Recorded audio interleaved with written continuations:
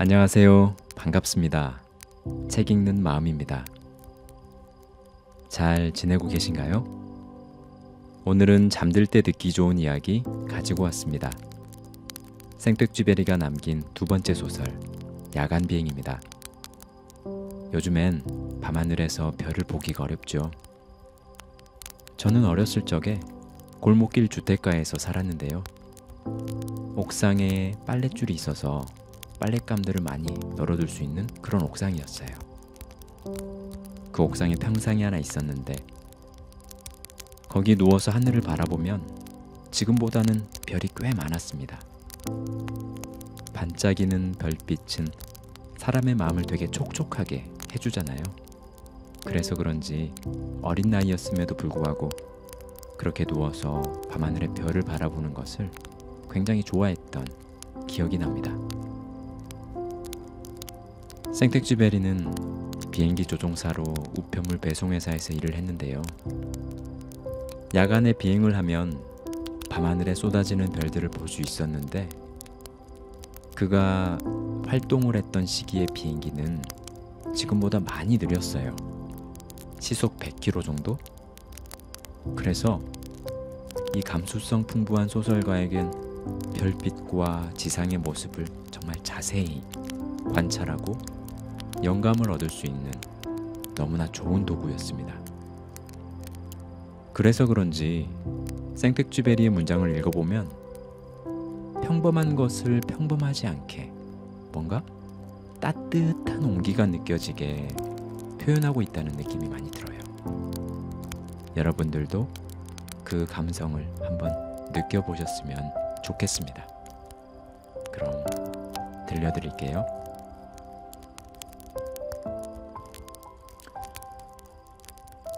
비행기 아래로 보이는 언덕들은 벌써 황금빛 노을 속에 골마다 그림자를 들이우고 있었다. 들판은 아직 꺼지지 않을 것 같은 눈부신 빛으로 환했다. 이곳의 언덕과 들판에는 겨울이 끝났어도 여전히 눈이 남아있듯이 황금빛 노을이 남아있었다.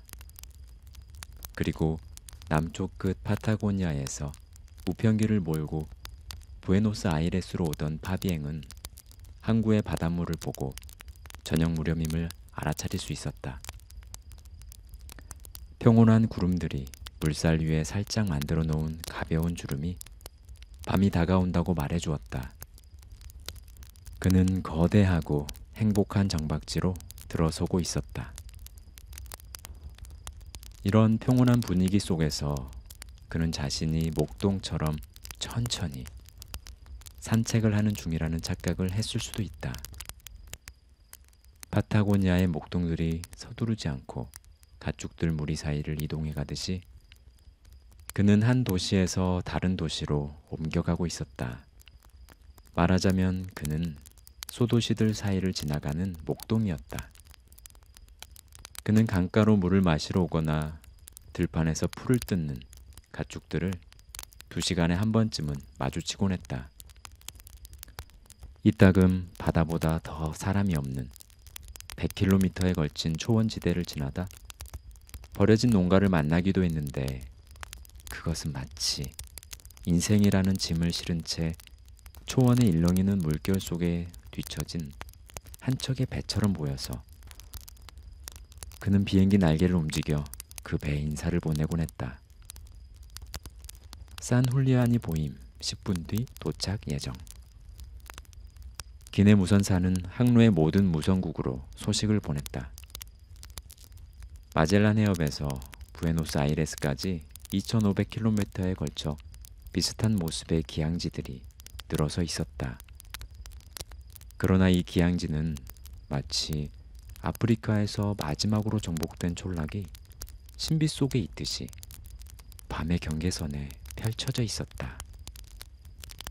무선사는 조종사에게 쪽지를 전한다. 뇌우가 너무 심해서 헤드폰의 잡음밖에 들리지 않음. 산훌리안에서 자고 갈까요? 파비eng은 미소 지었다.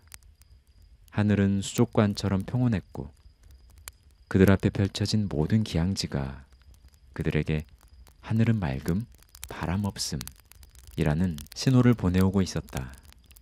그래서 그는 답했다. 계속 갑시다. 그러나 무선사는 과일 속에 자리 잡은 벌레처럼 천둥과 번개가 어딘가에 둥지를 뚫고 있다고 생각했다. 밤은 아름답지만 괴팍해질 것이다. 그래서 그는 이 괴팍한 기운을 품고 있는 어둠 속으로 들어가기가 꺼려졌다. 산훌리안을 향해 저속으로 하강하면서 파비eng은 피곤을 느꼈다. 집, 작은 카페, 산책로의 나무 등 인간의 삶을 따뜻하게 만들어주는 모든 것이 그에게 점점 크게 다가오고 있었다. 그는 정복전쟁에서 승리한 날 자신이 획득한 제국의 영토를 굽어보면서 인간의 소박한 행복을 발견하게 되는 정복자 같았다. 파비eng은 무기를 내려놓고 천근만근인 몸과 곳곳의 근육통을 음미하고 싶었다. 가난 속에서도 마음은 풍요로울 수 있으므로 이제 평범한 인간으로 돌아가 창가에서 변치 않는 풍경을 바라보고 싶었다. 비록 작은 마을일지라도 그는 이 마을을 받아들였을 것이다. 일단 선택하고 나면 우리는 그 우연에 만족하고 사랑할 수 있게 된다. 마치 사랑처럼 우리를 가둔다. 파비eng은 여기에서 오랫도록 살며 이곳의 영원함 속에 자신의 자리를 마련하고 싶었을 것이다. 그가 1시간쯤 머물렀던 소도시들과 그가 지나쳤던 낡은 담장으로 둘러진 정원들은 그와는 상관없이 영원히 지속될 것처럼 보였기 때문이다. 마을은 그를 향해 솟아오르면서 그에게 문을 활짝 열어주었다. 그래서 파비eng은 우정과 착한 소녀들과 새하얀 식탁보의 아늑함, 그리고 서서히 영원한 것으로 길들여지는 모든 것을 생각했다. 마을은 벌써 날개에 닿을 듯이 펼쳐져 있고 닫힌 정원들은 담장이 더 이상 보호막이 되지 못하자 그 신비로움을 드러냈다. 그러나 파비eng은 착륙하면서 돌담 사이로 천천히 그렇게 움직이는 사람들 말고는 아무것도 보지 못했음을 알았다. 이 작은 마을은 움직이지 않는 열정의 비밀을 지키며 온화함을 내어주기를 거부하고 있었고 그 온화함을 얻으려면 행동을 포기했어야만 했다. 기항한 지 10분이 흘렀고 파비eng은 다시 출발해야 했다. 그는 산훌리안을 되돌아보았다. 그곳은 이제 한 줌의 빛이 되었다가 별이 되었다가 먼지가 되어 흩어지면서 마지막으로 그를 유혹했다. 계기판이 보이지 않아 불을 켜야겠다. 그는 스위치를 켰다. 조종석의 붉은색 램프가 계기판을 비추었는데 대기의 푸른빛에 희석되어 계기판 바늘은 보이지가 않았다. 그는 전구 앞에 손가락을 대보았는데 손가락들도 붉게 비칠락 말락 할 정도였다. 어둠이 검게 연기처럼 피어오르더니 어느새 계곡을 가득 채웠다. 이제는 계곡과 들판을 구분할 수 없었다. 그러나 이미 마을에 불이 들어왔고 그들은 별자리처럼 빛으로 서로 인사를 나누는 듯했다. 그 역시 손가락을 움직여 자신의 표지등을 깜빡이는 것으로 마을에 화답했다. 바다를 향해 등대를 밝히듯 집집마다 거대한 어둠에 맞서 자기 별의 불을 밝혀 대지는 서로에게 보내는 환한 신호로 가득했다. 사람들의 삶과 관련된 모든 것이 이미 반짝이고 있었다. 파비eng은 이번에는 어둠 속으로 들어가는 것이 마치 정박지로 들어가는 것처럼 느리고 아름답게 이루어지고 있음에 감탄했다. 그는 계기판들을 뚫어져라 들여다보았다. 바늘들이 형광빛을 내기 시작했다. 그는 계기판 숫자를 하나하나 확인하고 나서야 자신이 하늘에 확고하게 자리 잡고 있음을 알고 만족했다. 그가 동체의 기둥에 손가락을 대자 금속 내부에 흐르는 생명의 떨림이 전해졌다. 금속은 진동하는 게 아니라 살아 숨쉬고 있었다. 500마력의 엔진이 이 쇳덩이 속에 아주 부드러운 전류를 흐르게 해서 얼음같이 차가운 금속을 벨벳같이 부드러운 살로 바꾸어 놓았다. 한 번 더 조종사는 비행 중의 현기증이나 도취가 아닌 살아있는 육체의 신비로운 작용을 경험했다. 이제 그는 또 하나의 세계를 새로이 구축하고 거기에 아주 평안하게 정착하기 위해 팔을 놀렸다. 그는 배전판을 손으로 톡톡 두드려보고 스위치를 하나하나 만져보고 유동적인 밤의 어깨 위에 얹어있는 5톤짜리 금속 덩어리의 흔들림을 잘 느낄 수 있는 최적의 자세를 취하려고 몸을 약간 움직여 등받이에 좀 더 편하게 기댔다. 그러고 나서 손을 더듬어 비상 램프를 제자리에 가져다 놓고 그대로 놔뒀다가 다시 찾아서 램프가 미끄러지지 않는지 확인했다. 그러고는 다시 내버려 두고 이번에는 각 레버를 더듬어 어둠 속에서도 확실히 조작할 수 있도록 손가락을 훈련했다. 손가락으로 그 위치를 다 익히고 나서 그는 램프에 불을 켜서 조종석의 정밀한 기계들을 정비하고 오직 계기판에 의지해 잠수부처럼 조심스럽게 어둠 속으로 진입했다. 이윽고 아무것도 흔들리거나 떨리거나 진동하지 않고 자이로스코프와 고도계와 엔진이 안정적으로 유지되자 그는 조심스레 기지개를 켜고 목덜미를 가죽 의자에 기댄 채 설명할 수 없는 희망을 맛보게 되는 비행에 대해 깊은 명상을 시작했다. 이제 그는 밤의 한복판에서 불침번처럼 밤이 인간을 보여준다는 것을 깨닫는다. 이런 신호, 이런 불빛, 이런 불안을 보여준다는 것을 말이다. 어둠 속의 별 하나는 고립된 집 한 채를 의미한다. 별 하나가 꺼진다? 그것은 사랑에 대해 문을 닫은 것이다. 그 집은 세상에 신호 보내기를 중단한 집이다. 전등 불빛 아래 식탁에 팔꿈치를 괴고 앉은 농부들은 자신이 무엇을 바라는지 모른다. 농부들은 그들을 가둔 거대한 어둠을 뚫고 자신들의 욕망을 아주 멀리 보내고 있음을 모른다.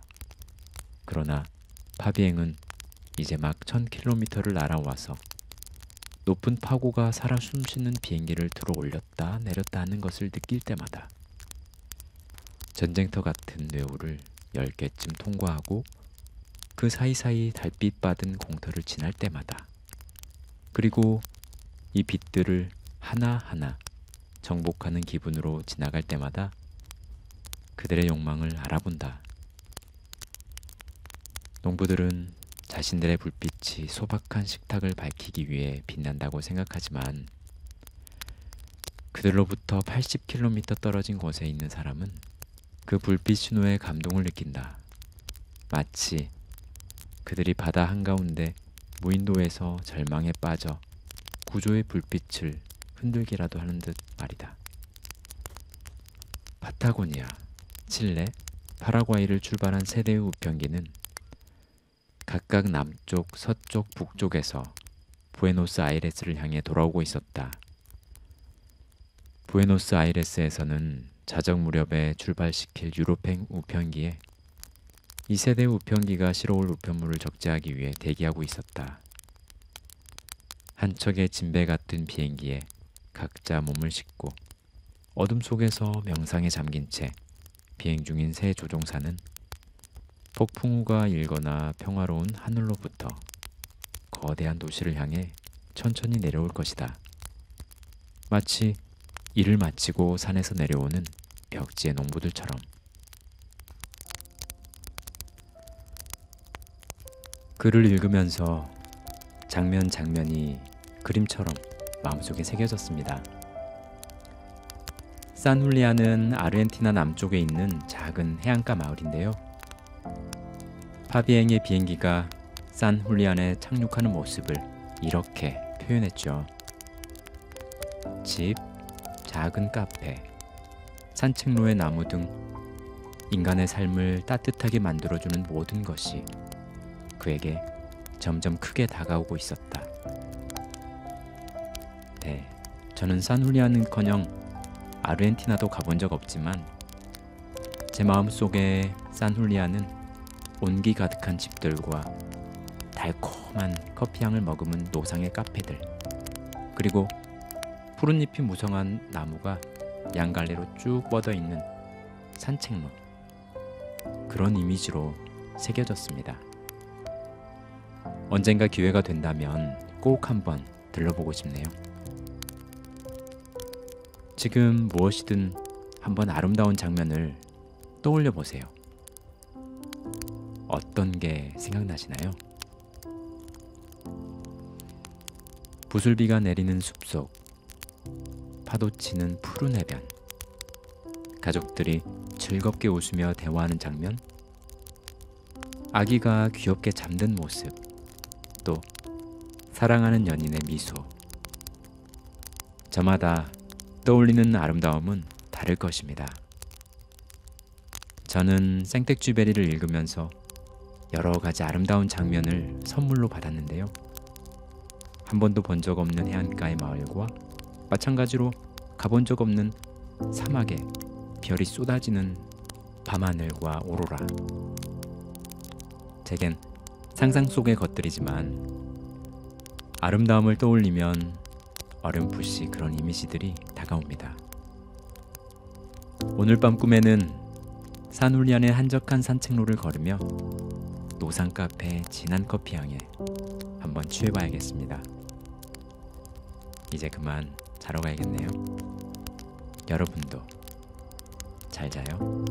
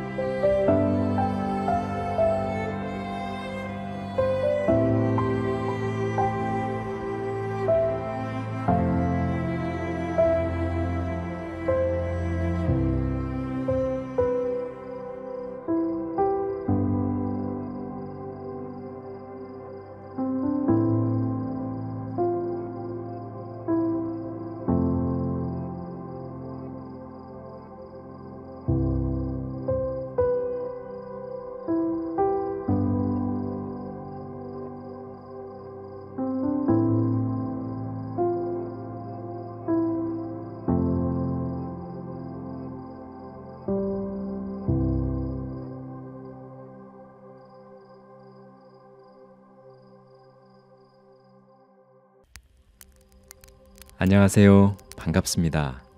책 읽는 마음입니다. 잘 지내고 계신가요?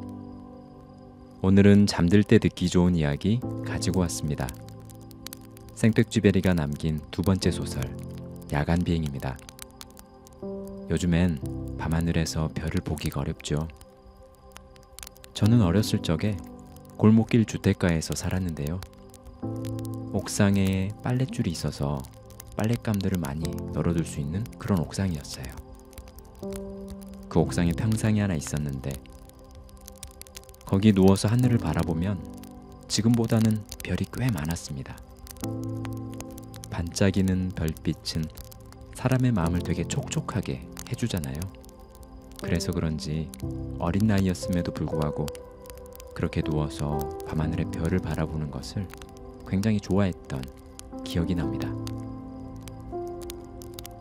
생텍쥐베리는 비행기 조종사로 우편물 배송회사에서 일을 했는데요. 야간에 비행을 하면 밤하늘에 쏟아지는 별들을 볼 수 있었는데 그가 활동을 했던 시기의 비행기는 지금보다 많이 느렸어요. 시속 100km 정도? 그래서 이 감수성 풍부한 소설가에겐 별빛과 지상의 모습을 정말 자세히 관찰하고 영감을 얻을 수 있는 너무나 좋은 도구였습니다. 그래서 그런지 생텍쥐베리의 문장을 읽어보면 평범한 것을 평범하지 않게 뭔가 따뜻한 온기가 느껴지게 표현하고 있다는 느낌이 많이 들어요. 여러분들도 그 감성을 한번 느껴보셨으면 좋겠습니다. 그럼 들려드릴게요.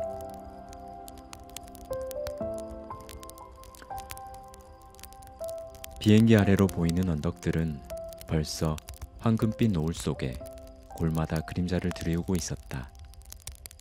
들판은 아직 꺼지지 않을 것 같은 눈부신 빛으로 환했다.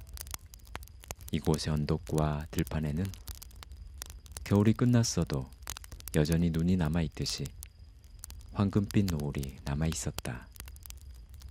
그리고 남쪽 끝 파타고니아에서 우편기를 몰고 부에노스아이레스로 오던 파비eng은 항구의 바닷물을 보고 저녁 무렵임을 알아차릴 수 있었다.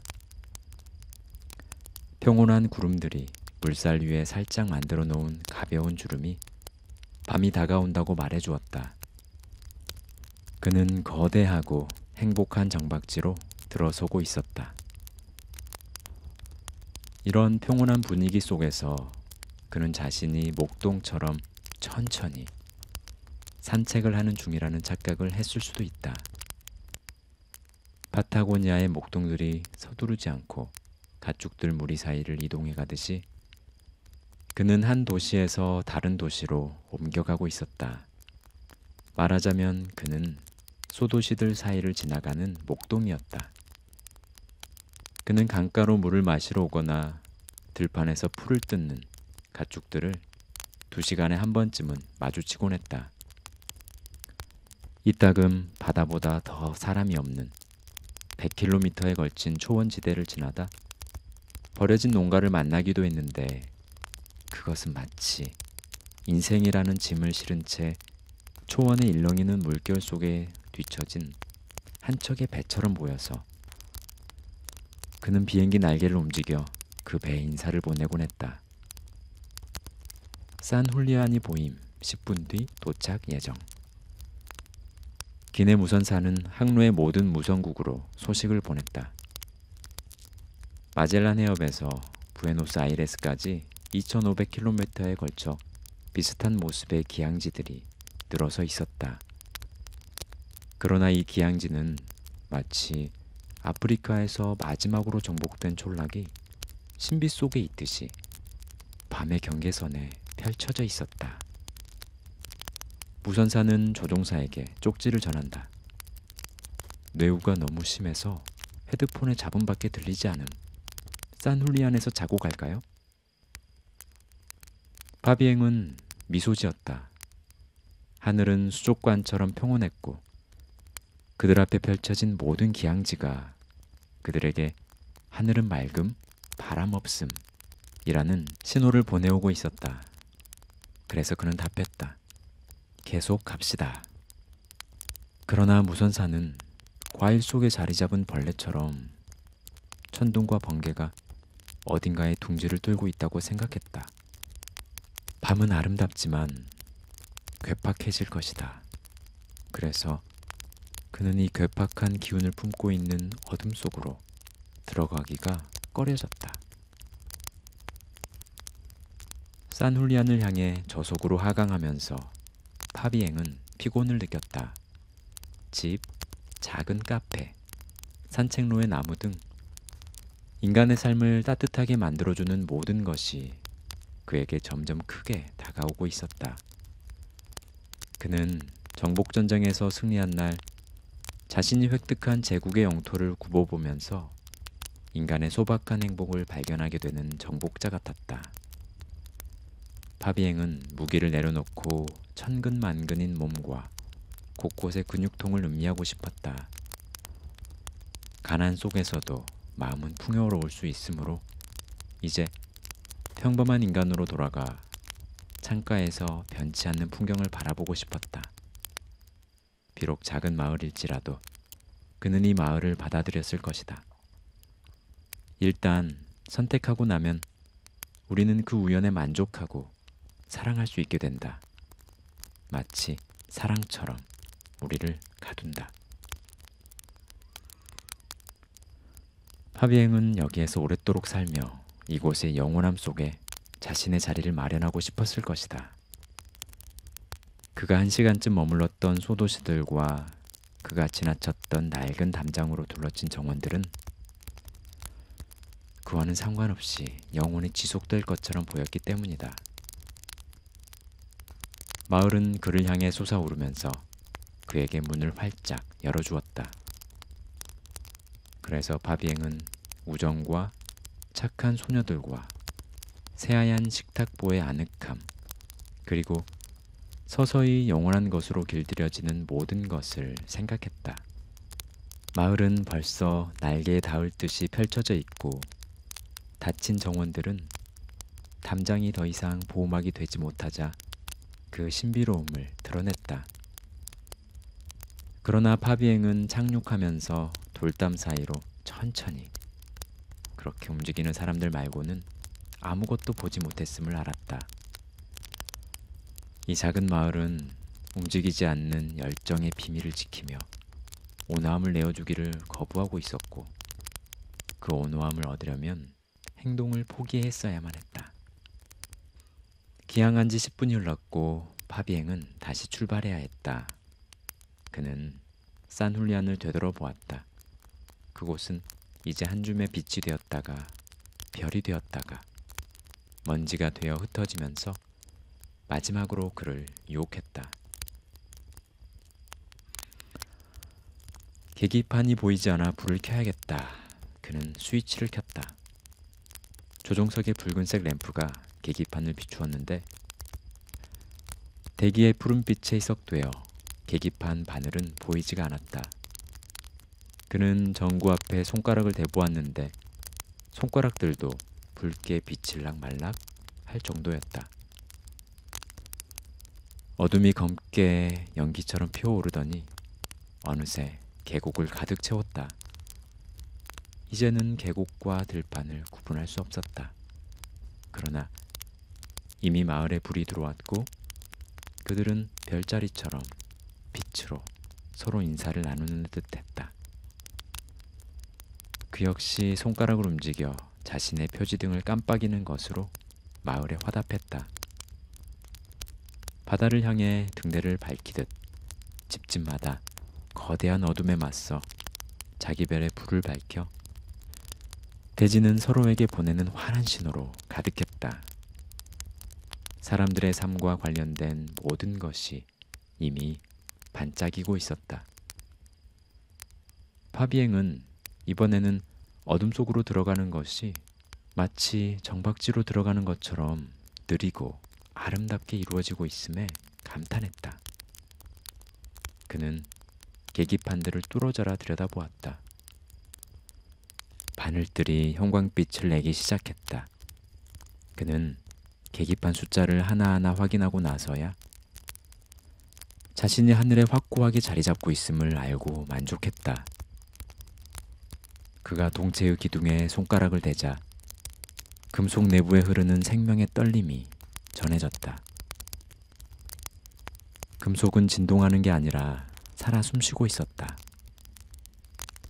500마력의 엔진이 이 쇳덩이 속에 아주 부드러운 전류를 흐르게 해서 얼음같이 차가운 금속을 벨벳같이 부드러운 살로 바꾸어 놓았다.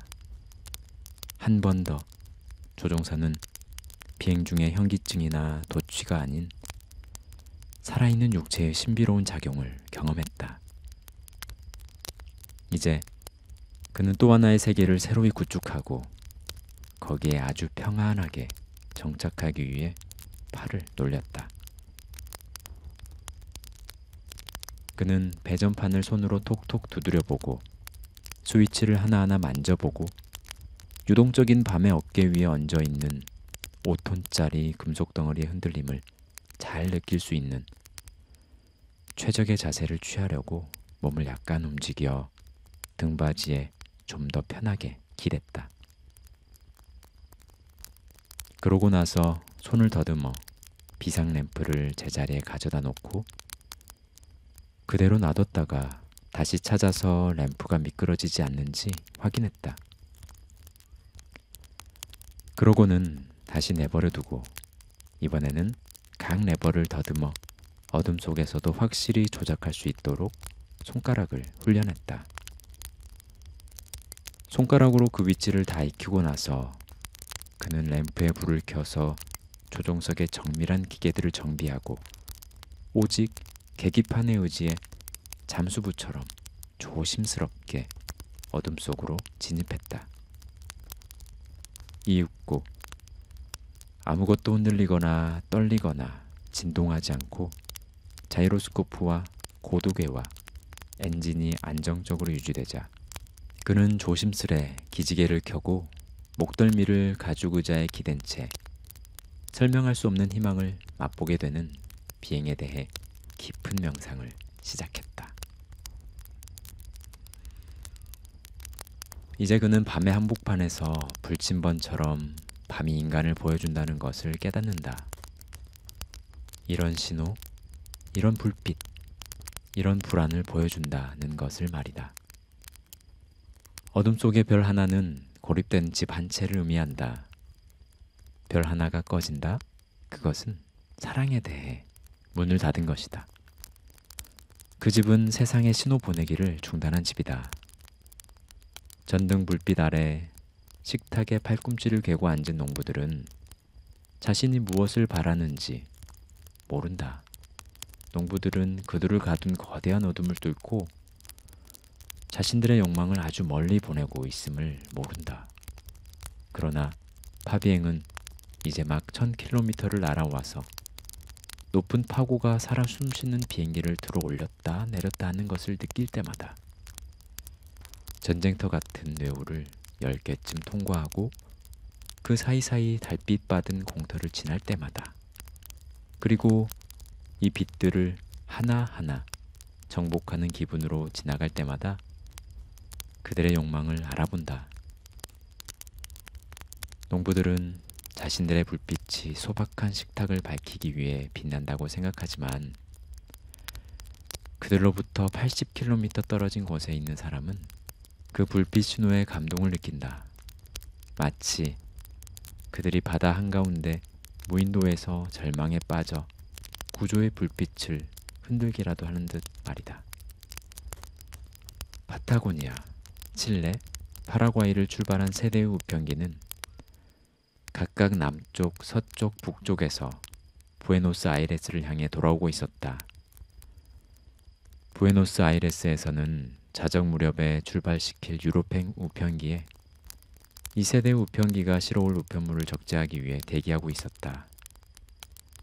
한 척의 진배 같은 비행기에 각자 몸을 싣고 어둠 속에서 명상에 잠긴 채 비행 중인 새 조종사는 폭풍우가 일거나 평화로운 하늘로부터 거대한 도시를 향해 천천히 내려올 것이다. 마치 일을 마치고 산에서 내려오는 벽지의 농부들처럼. 글을 읽으면서 장면 장면이 그림처럼 마음속에 새겨졌습니다. 산훌리아는 아르헨티나 남쪽에 있는 작은 해안가 마을인데요. 파비eng의 비행기가 산훌리안에 착륙하는 모습을 이렇게 표현했죠. 집, 작은 카페, 산책로의 나무 등 인간의 삶을 따뜻하게 만들어주는 모든 것이 그에게 점점 크게 다가오고 있었다. 네, 저는 산훌리안은커녕 아르헨티나도 가본 적 없지만 제 마음속에 산훌리안은 온기 가득한 집들과 달콤한 커피향을 머금은 노상의 카페들, 그리고 푸른 잎이 무성한 나무가 양갈래로 쭉 뻗어있는 산책로, 그런 이미지로 새겨졌습니다. 언젠가 기회가 된다면 꼭 한번 들러보고 싶네요. 지금 무엇이든 한번 아름다운 장면을 떠올려 보세요. 어떤 게 생각나시나요? 부슬비가 내리는 숲속, 파도 치는 푸른 해변, 가족들이 즐겁게 웃으며 대화하는 장면, 아기가 귀엽게 잠든 모습, 또 사랑하는 연인의 미소. 저마다 떠올리는 아름다움은 다를 것입니다. 저는 생텍쥐베리를 읽으면서 여러 가지 아름다운 장면을 선물로 받았는데요. 한 번도 본 적 없는 해안가의 마을과 마찬가지로 가본 적 없는 사막에 별이 쏟아지는 밤하늘과 오로라. 제겐 상상 속의 것들이지만 아름다움을 떠올리면 어렴풋이 그런 이미지들이 다가옵니다. 오늘 밤 꿈에는 산훌리안의 한적한 산책로를 걸으며 노상 카페의 진한 커피향에 한번 취해봐야겠습니다. 이제 그만 자러 가야겠네요. 여러분도 잘 자요.